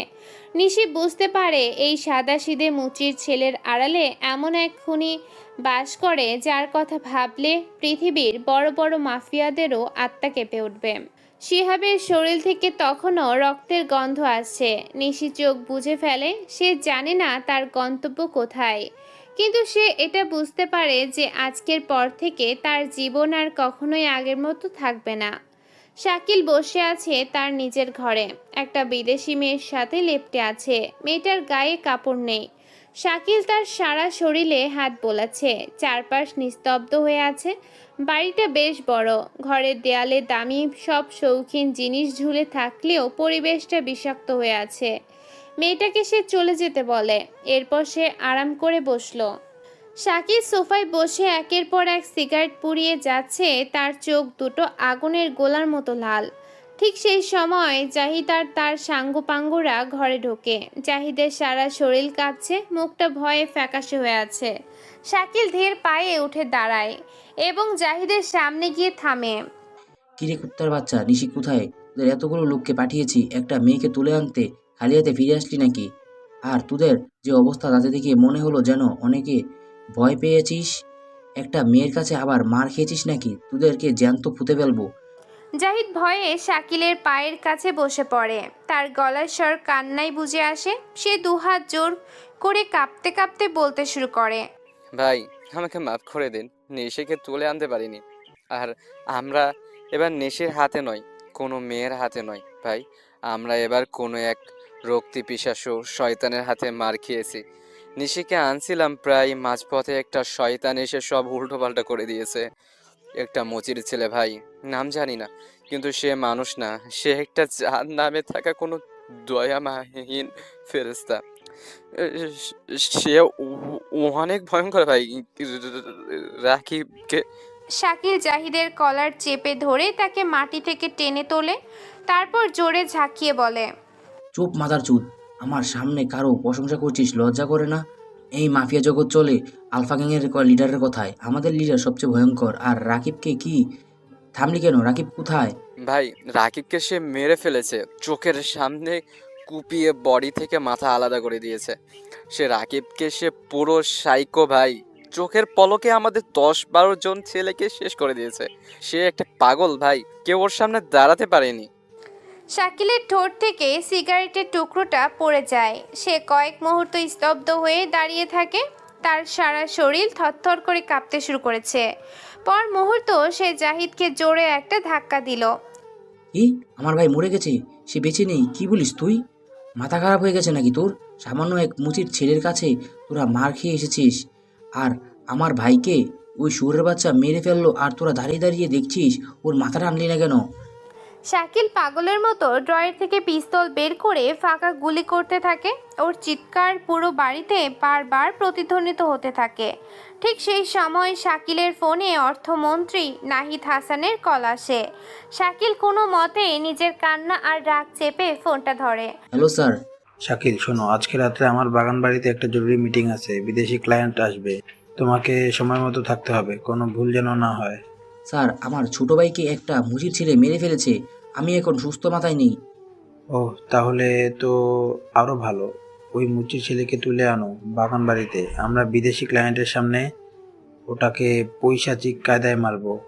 এতে ওরা ভয় পাবে এবং আমাদের পাওয়ার বুঝতে পারবে। আমাদের সাথে তখন ওরা অনায়াসে সব ডিল করবে। এটাই হবে তোমার ভাইয়ের শোক পালনের সেরা উপায়। তাছাড়া আলফা গ্যাংয়ের পাওয়ার তো আছেই আমাদের কাছে। ঠিক আছে। শাকিল ফোনটা কেটে দেয়। তার চোখে মুখে রাগ আর এখন হিংসার আগুন জ্বলছে। সে জাহিদের কাছে গিয়ে ওর চুলের মুঠি শক্ত করে ধরে বলে, শোন শুয়োরের বাচ্চা, আমি নিশি আর ওই মুচির ছেলেকে চাই। আজকে রাতের ভেতরেই কোথা থেকে তুলে আনবি আমি জানি না, যদি আরো লোক লাগে নিয়ে যা, তবুও আমার সামনে চাই। বাগান বাড়িতে আসবি ওদের নিয়ে। যদি দেরি করিস বা ব্যর্থ হোস, তবে তোকে আর তোর বউকে বিদেশে পাচার করে দেবো জ্যান্ত। যা আমার সামনে থেকে এখন। জাহিদেরা আর এক মুহূর্ত দেরি না করে যান বাঁচানোর তাগিদে ঘর থেকে বেরিয়ে যায়। তাদের এখন মরণপণ লড়াই, হয় ওই মুচির ছেলেকে ধরবে, না হলে নিজেদের জান যাবে। শহরের এক বেসরকারি হাসপাতালের কেবিনে নিশি শুয়ে আছে। তার গায়ে চাদর জড়ানো। নিশিকে জাহিদেরা অনেক মেরেছে, সারা শরীর কাল শীটে পড়ে আছে। পাশে একটা কাঠের চেয়ারে শিহাব বসে আছে। ওর চোখে এখন সেই খুনের নেশা নেই, বরং এক মায়াবী গভীরতা। শিহাব শান্ত চোখে নিশির ঘুমন্ত মুখের দিকে তাকিয়ে থাকে। কিছুক্ষণ পর নিশি ধীরে ধীরে চোখ মেলে তাকালো। চারপাশটা তার কাছে ঝাপসা লাগছে। সে নিজেকে হাসপাতালের বিছানায় দেখে অবাক হয়। পাশে শিহাবকে দেখে তার মনে এক অদ্ভুত স্বস্তি কাজ করে। কিন্তু পরক্ষণেই তার চোখের সামনে ভেসে ওঠে সকালে সে বীভৎস মারামারি দৃশ্য। শিহাবের সে রক্ত মাখা মুখ আর পৈশাচিক হাসি মনে পড়তেই নিশি ভয়ে কুঁকড়ে যায়। তুমি ঠিক আছো তো নিশি? খুব কষ্ট হচ্ছে? নিশি বালিশে মাথা রেখে শিহাবের দিকে তাকালো। তার চোখে পানি টলমল করছে। তুমি তুমি কে? ওভাবে ওদের মারলে কেন শিহাব? আমি তো তোমাকে চিনতেই পারছিলাম না। ওটা কি সত্যিই তুমি ছিলে? শিহাব নিশির কপালে আলতো করে হাত রাখে। নিশি শিউরে উঠলেও হাতটা সরিয়ে দেয় না। ওরা তোমাকে কষ্ট দিচ্ছিল নিশি। আমি তো বলেছি আমি অন্যায় সহ্য করতে পারি না। যারা তোমাকে ছোঁয়ার সাহস দেখাবে তাদের এই পৃথিবীতে থাকার অধিকার নেই। কিন্তু কে তুমি শিহাব? কেন ওভাবে ওদের মারলে? যদি পুলিশ আসে তবে কি হবে? তুমি কি জানো তুমি কাকে মেরেছো? শাকিল তোমাকে ছেড়ে দেবে না। শিহাব একটা মৃদু হাসি দেয়। সে হাসিতে কোনো ভয় নেই। সে নিশির গালে হাত রেখে বলে, পুলিশ আসবে না নিশি, তুমি নিশ্চিন্তে থাকো, কিছু হবে না। আর শাকিল, ও তো আমার রাজ্যের সামান্য একটা ধূলিকণার মতো। আমার কাছে এসবের কোনো মূল্য নেই। নিশি অবাক হয়ে শোনে একটা সামান্য মুচির ছেলে এত বড় মাফিয়াকে ধূলিকণা বলেছে। নিশি বুঝতে পারে শিহাবের ভেতরে অনেক বড় কোনো পরিচয় লুকিয়ে আছে। তুমি কি আমাকে বলবে না তুমি আসলে কে? শিহাব নিশির চোখের দিকে গভীর আবেগে তাকায়। তার গলার স্বর এখন অনেক বেশি কোমল। আমার পরিচয় দিয়ে কি হবে নিশি? তার চেয়ে বড় সত্য হলো আমি তোমাকে ভালোবাসি। তোমাকে বাঁচানোর জন্য আমি পুরো পৃথিবীর বিরুদ্ধে লড়াই করতে পারি। নিশি প্রথমে একটু ভয় পেলেও শিহাবের চোখেই সেই স্বচ্ছ পবিত্রতা দেখে তার মন গলে যায়। সে বুঝতে পারে এই ছেলেটা তার জন্য নিজের জীবন বাজি রাখতে পারে। সে শিহাবের হাতের ওপর নিজের হাতটা রাখে। আমিও হয়তো তোমাকে ভালোবেসে ফেলেছি শিহাব, কিন্তু আমি তোমাকে হারাতে চাই না। এসব মারামারি আর রক্ত আমার আর ভালো লাগছে না। ভালোবাসার কাছে এসব কিছুই না নিশি। তুমি শুধু আমার উপর ভরসা রাখো। আমি তোমাকে কথা দিচ্ছি তোমার কোনো ক্ষতি হতে দেব না। তাছাড়া তুমি তো ভিপি, ভয় কেন পাচ্ছ? নিশি আর কোনো প্রশ্ন করে না। সে শিহাবের বুকের মাঝে নিজের মাথাটা রাখতে চায়, কিন্তু শারীরিক ব্যথায় পারে না। শিহাব নিশির হাতটা নিজের হাতের মুঠোয় নিয়ে বসে থাকে। হাসপাতালের সেই শান্ত কেবিনে তখন প্রেমের এক নতুন উপাখ্যান শুরু হয়। বাইরে তখন রাত নামছে আর অন্ধকার ঘনীভূত হচ্ছে এক ভয়ঙ্কর পরিণতির দিকে। হাসপাতালে বসে আছে ওরা দুজন। নিশি অবাক হচ্ছে যে রাকিবের মৃত্যুতে এখনো কোনো পুলিশ কেন আসলো না এখানে। নিশি শিহাবের কাঁধে মাথা রেখে বসে আছে। বাইরের বৃষ্টির শব্দ কাচের জানালার ওপাশে আবছা হয়ে আসছে। নিশিকে ছেড়ে দেয় শিহাব। সে উঠে জানালাটা খুলে দিল। বৃষ্টি দেখছে দুজন। নিশি আধশোয়া হয়ে আছে বিছানায়, আর শিহাব এখন তার পাশে বসে ওকে আবার জড়িয়ে ধরলো। নিশি শরীরের ব্যথাগুলো যেন শিহাবের সান্নিধ্যে এসে অনেকটা কমে গেছে। শিহাবের বুকের ধুকপুকানি শুনতে শুনতে নিশি এক অন্যরকম নিরাপত্তা অনুভব করে। দুজনে যখন এই প্রেমের আবেশে ডুবে আছে, ঠিক তখনই হঠাৎ করে পুরো হাসপাতালের বিদ্যুৎ চলে যায়। এক নিমিষে ঘুটঘুটে অন্ধকারে ডুবে যায় পুরো ঘর।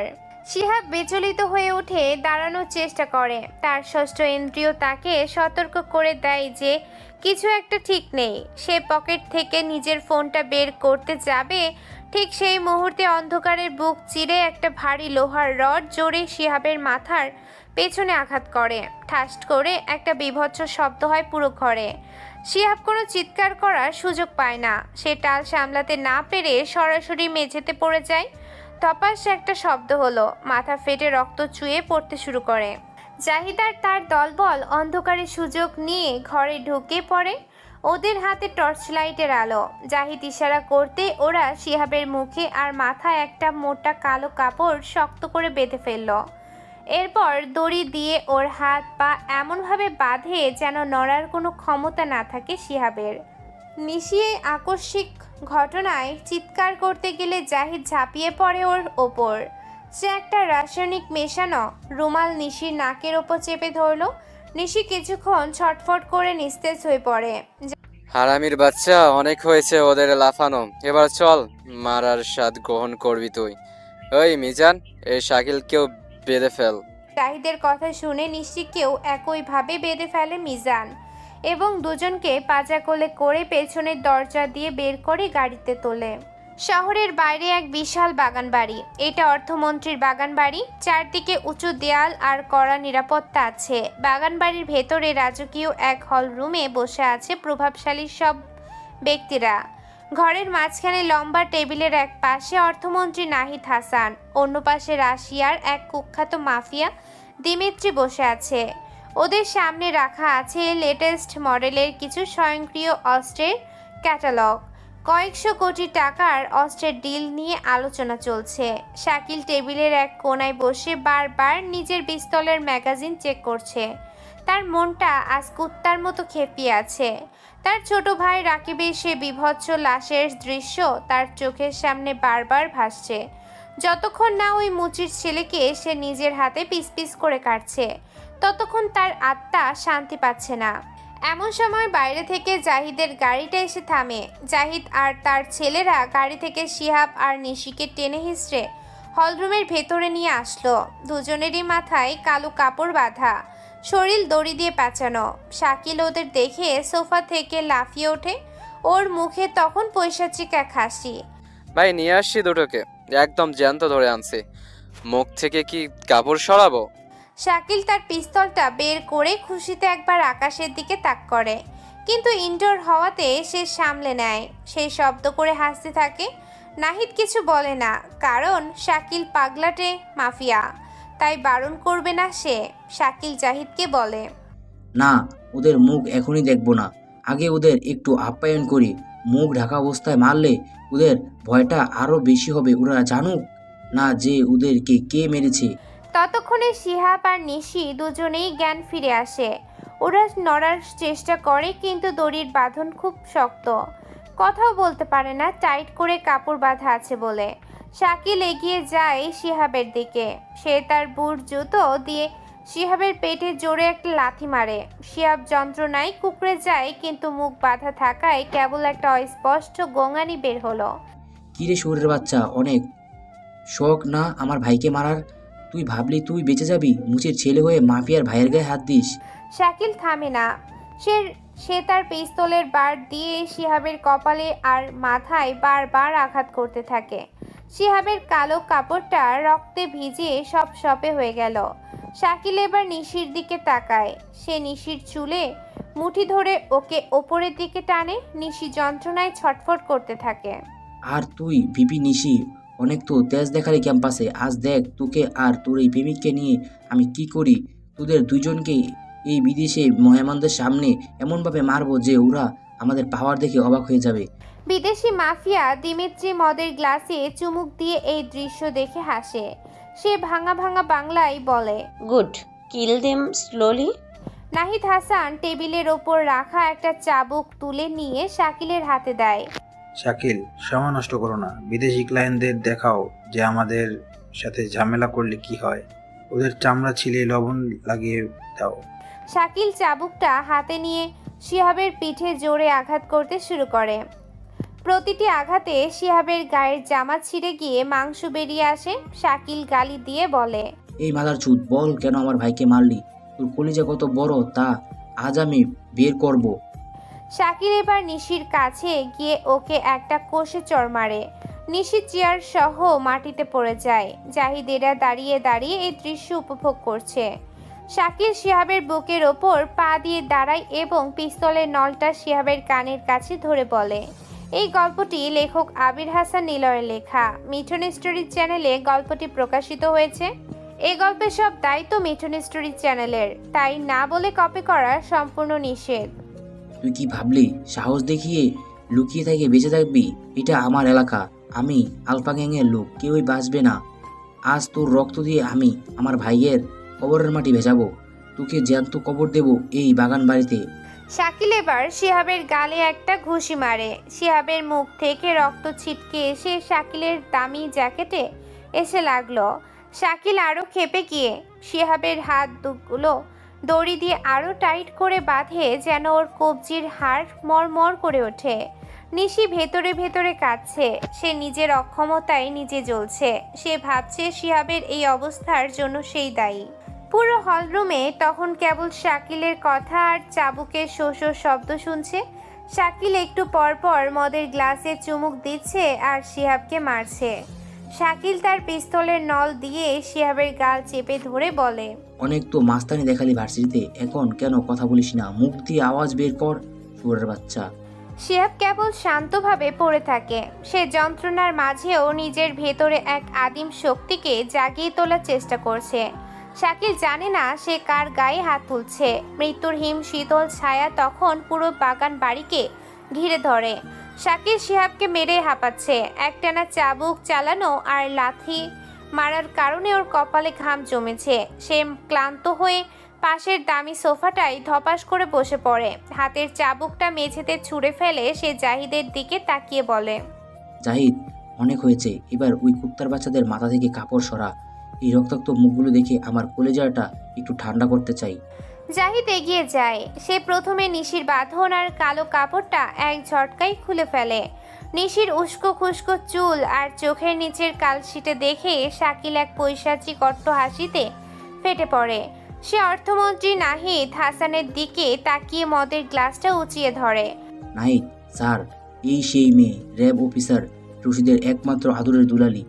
আজ একে আমি এক এক করে শেষ করব। প্রথমে ওরে ধর্ষণ করা হবে, তারপর জ্যান্ত পুড়িয়ে ওর বাবার কাছে পার্সেল করে দেব। রশিদ বুঝবে আমার কলেজায় হাত দেওয়ার ফল কি। নাহিদ হাসান তৃপ্তির হাসি হাসে। নিশি তখনও যন্ত্রণায় ফুপিয়ে কাঁদছে। শাকিল এবার আঙ্গুল দিয়ে শিহাবের দিকে ইশারা করে, যা এবার ওই মুচির ছেলের মাথা থেকে কাপড়টা সরা। দেখি চান্দুর ইনোসেন্ট মুখটা রক্তে কেমন ভিজে গেছে। জুতুর কালির বদলে আজ নিজের রক্ত দিয়ে মেকআপ করুক। জাহিদ বিদ্রুপের হাসি হাসতে হাসতে শিহাবের দিকে এগিয়ে যায়। শাকিল আর বাকি মন্ত্রীরা তখন একে অপরের সাথে মদের গ্লাস ঠেকিয়ে চিয়ার্স করছে। জাহিদ শিহাবের মাথার কালো কাপড়টা ধীরে ধীরে সরাতে শুরু করে। কাপড়টা পুরোটাই সরানোর মুহূর্তে জাহিদ মনে মনে বলে, শালা, এবার তোর মরার পালা। আজরাইল তোকে নিতে চলে এসেছে। কাপড়টা পুরোপুরি সরিয়ে নেওয়ার পর দেখা যায় শিহাবের মাথাটা নিচু হয়ে আছে। কপাল থেকে রক্তের ধারা গাল বেয়ে নিচে পড়ছে। নাহিদ হাসান বিরক্ত হয়ে বলে, শালার মুখে মদ ঢেলে দে, রক্তে তো মুখটাই দেখা যাচ্ছে না। শাকিল হাসতে হাসতে উঠে আসে। সে নিজের গ্লাসের দামি মদটুকু শিহাবের মাথায় আর মুখে ঢালতে শুরু করে। মদ আর রক্ত মিশিয়ে শিহাবের মুখটা পরিষ্কার হতে থাকে। নিশি ডুকরে কেঁদে ওঠে, ছেড়ে দাও ওকে প্লিজ, আর মেরো না। মদ ঢালা শেষ করে শাকিল যখন আবার মারার জন্য হাতটা উঁচিয়ে ধরে, ঠিক তখনই শিহাব ধীরে ধীরে মাথাটা তোলে। বৃষ্টির দিনে ক্যাম্পাসে যে ভয়ঙ্কর শীতল দৃষ্টি দেখা গিয়েছিল, শিহাবের চোখে এখন সেই একই দৃষ্টি। শাকিল যখন শিহাবের চোখের দিকে সরাসরি তাকায়, মুহূর্তের মধ্যে ওর হাত থেকে মদের গ্লাসটা মেঝেতে পড়ে চূর্ণ বিচূর্ণ হয়ে গেল। শাকিলের ফর্সা মুখটা মুহূর্তে ফ্যাকাশে হয়ে গেছে। ওর সারা শরীর থরথর করে কাঁপতে শুরু করে। শাকিল যেন নিজের চোখকে বিশ্বাস করতে পারছে না। সে এক ঝটকায় হাঁটু গেড়ে শিহাবের পায়ের কাছে বসে পড়ে। সে কাঁপতে কাঁপতে শিহাবের পা দুটো জড়িয়ে ধরে। ভাই, আপনি আপনি এখানে কেন? কখন, কিভাবে আসলেন? এখানে আসলেন ভাই? আপনি সেই মুচির ছেলে? পুরো হলরুমে পিন পতন নিস্তব্ধতা নেমে আসে। নাহিদ হাসান আর বিদেশি মাফিয়ারা হাঁ করে তাকিয়ে থাকে। শাকিল পাগলের মতো বিলাপ করতে থাকে, ভাই, আমার ভুল হয়ে গেছে, আমাকে মাফ করে দেন ভাই। আমি জানতাম না যে আপনি এখানেই। খুদার কসম ভাই, আমি এক বিন্দু টের পাইনি। ওই জাহিদ, কুত্তার বাচ্চা, তোরা কাকে তুলে এনেছিস? জাহিদ থতমত খেয়ে দাঁড়িয়ে থাকে। সে কিছুই বুঝতে পারছে না। সে আমতা আমতা করে বলে, ভাই, আপনি যার কথা বলছিলেন, এই তো সেই ছেলে। এ তো রাকিবকে মারছে। শাকিল লাফ দিয়ে উঠে জাহিদকে কষে একটা চড় মারে। চড়ের চোটে জাহিদ দেয়ালে গিয়ে ধাক্কা খায়। মাদার চোদ, চিনিস ওরে? জানিস ও কে? ওর ছায়া স্পর্শ করার যোগ্যতাও তোর নেই। মাপ চা, মাথা নিচু করে এখনই ওর কাছে মাপ চা। যদি তোর আর তোর পরিবারের কেউ বেঁচে থাকতে চাস, তবে ওর জুতোই নাক ঘষে মাপ চা এখনই। শাকিলের এই রূপ দেখে জাহিদের কলিজা শুকিয়ে যায়। সে তড়িঘড়ি করে শিহাবের পায়ের কাছে পড়ে মাফ চাইতে থাকে। নাহিদ হাসান চেয়ার ছেড়ে উঠে দাঁড়ান। তিনি বেশ বিরক্ত আর বিস্মিত। শাকিল, এসব কি হচ্ছে? তুমি একটা সামান্য মুচির ছেলের কাছে এভাবে ক্ষমা চাইছো কেন? তোমার কি মাথা খারাপ হয়ে গেছে? শাকিল পাগলের মতো নিজের দামি শার্টটা খুলে ফেলে। সে সেই শার্ট দিয়ে আতঙ্কে শিহাবের গায়ে রক্ত মুছতে শুরু করে। সে নাহিদ হাসানের দিকে তাকিয়ে চিৎকার করে ওঠে, স্যার, ও কেন? ও কোনো মুচির ছেলে নয়। ও ও হলো সেই অন্ধকার জগতের সম্রাট, যার নাম শুনলে দুবাই থেকে মেক্সিকো পর্যন্ত থরথর করে কেঁপে ওঠে। ও হলো আলফা গ্যাংয়ের boss, international mafia don Shihab Ahmed. কথাটা কানে যাওয়ার সাথে সাথে নাহিদ হাসান আর বাকি মন্ত্রীদের হাত থেকে মদের গ্লাস খসে পড়ে। বিদেশি মাফিয়া দিমিত্রি নিজের আসন ছেড়ে তত্রস্থ হয়ে দাঁড়িয়ে পড়ে। নিশি বিস্ময়ে পাথর হয়ে যায়। সে যাকে ভালোবেসেছিল, যার দারিদ্র্য দেখে মায়া করেছিল, সে আসলে বিশ্বের সবচেয়ে ভয়ঙ্কর গ্যাংস্টার।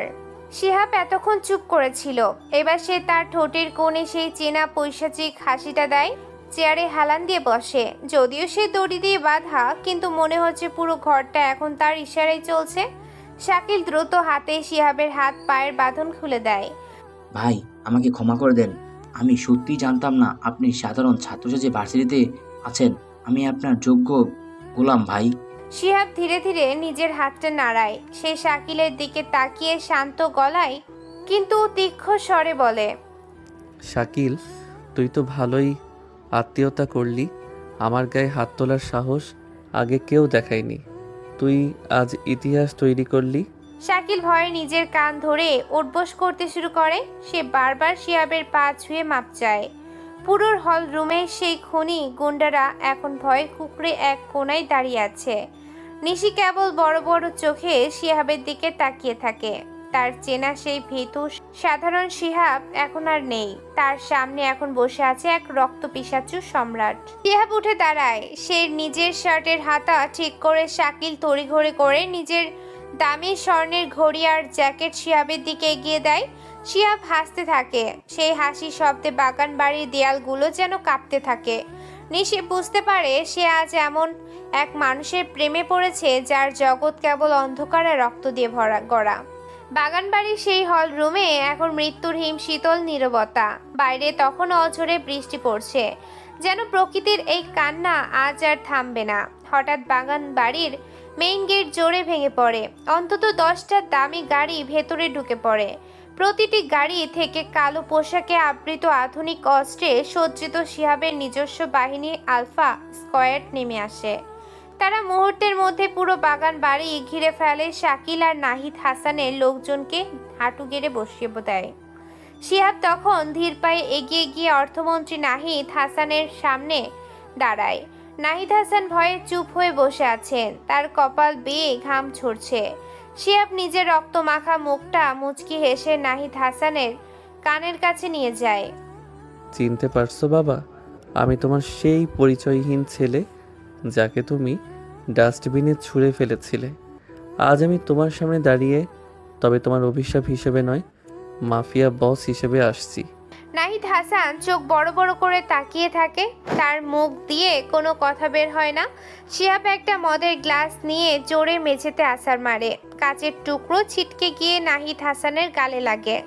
তুমি ভেবেছিলে তোমার অপরাধের কোনো সাক্ষী নেই। আমার মা ছিল তোমার বিরোধী দলের নেতার মেয়ে। তাকে রাজনৈতিক হুমকি দিতে গিয়ে তুমি তাকে পশুর মতো ধর্ষণ করেছিলে। সেই অন্ধকার অধ্যায়ের ফল আমি। আমার মা যখন আমাকে কোলে নিয়ে তোমার কাছে শেষবারের মতো মাথা গোঁজার ঠাঁই চেয়েছিল, তুমি তাকে নির্দয়ভাবে মেরে ফেলেছিলে। মনে পড়েছে সেই রাতের কথা?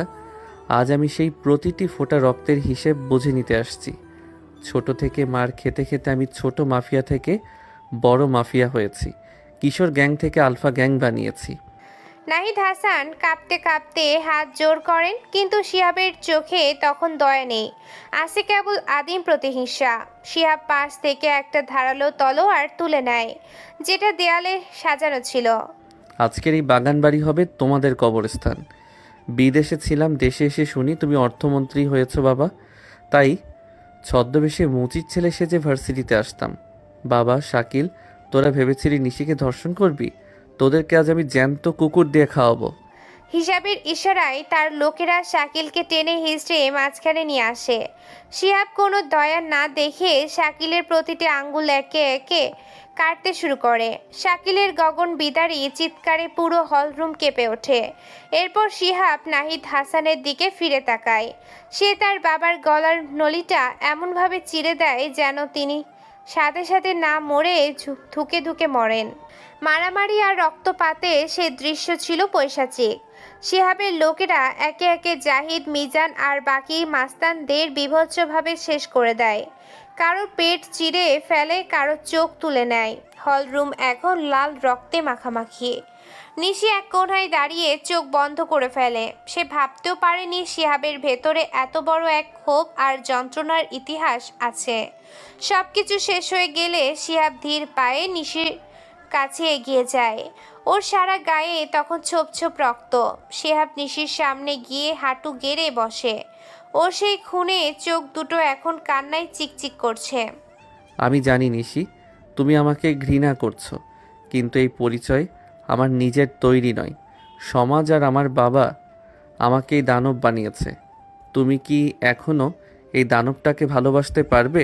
নিশি কিছুক্ষণ চুপ করে শিহাবের দিকে তাকিয়ে থাকে।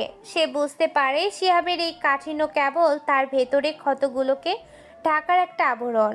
নিশি পরম মমতায় শিহাবের রক্ত মাখা হাত দুটো নিজের হাতের মুঠোয় নেয় এবং ওর কপালে একটা দীর্ঘ চুমু দেয়। আমি কোনো মাফিয়া বসকে ভালোবাসি না শিহাব। আমি এই ছেলেকে ভালোবাসি যে আমার সম্মানের জন্য নিজের পরিচয় বাজি রেখেছে। তোমার অতীত যাই হোক, তোমার ভবিষ্যৎ আমার সাথে। শিহাব নিশিকে জোরে জড়িয়ে ধরে। তার দীর্ঘ বছরের জমানো কষ্টগুলো আজ নিশির কাঁধে মাথা রেখে জল হয়ে ঝরে পড়ে। বাইরে বৃষ্টির তীব্রতা কমে আসে, যেন ঝড় শেষে এক নতুন ভোরের ইঙ্গিত দিচ্ছে। শিহাবের লোকেরা বাগানবাড়ি পরিষ্কার করে ফেলে। শিহাব নিশিকে নিয়ে তার নিজস্ব মার্সিডিজ গাড়িতে ওঠে। গাড়ি চলতে শুরু করে পাহাড়ের ধারের এক নির্জন বাংলোর দিকে, যেখানে কেবল তারা দুজনেই থাকবে। গাড়ির ভেতরে শিহাব নিশির হাতটা শক্ত করে ধরে রাখে। আজ থেকে আমার জগৎ তোমার আলোয় আলোকিত হবে নিশি। আর কোনো রক্ত নয়, আর কোনো অন্ধকার নয়। নিশি মুচকে হাসে। সে শিহাবের কাঁধে মাথা রাখে। ভোরের প্রথম আলো যখন দিগন্তে দেখা দেয়, তখন দুজন একে অপরের চোখের দিকে তাকায়। শিহাব নিশির ঠোঁটে এক গভীর ভালোবাসার স্পর্শ দেয়। দীর্ঘ লড়াই, অপমান আর রক্তের অধ্যায় শেষ করে তারা এক নতুন জীবনে পা রাখে। শহর জুড়ে তখন খবর ছড়িয়ে পড়ে যে প্রভাবশালী মন্ত্রী আর মাফিয়া শাকিলের এক রহস্যময় হামলায় নিহত হয়েছে। কিন্তু কেউ জানে না সেই মুচির ছেলে শিহাব আজ তার রাজত্ব আর প্রতিশোধ পূর্ণ করে নিজের ভালোবাসার মানুষের সাথে এক শান্তিময় গন্তব্যে হারিয়ে গেছে।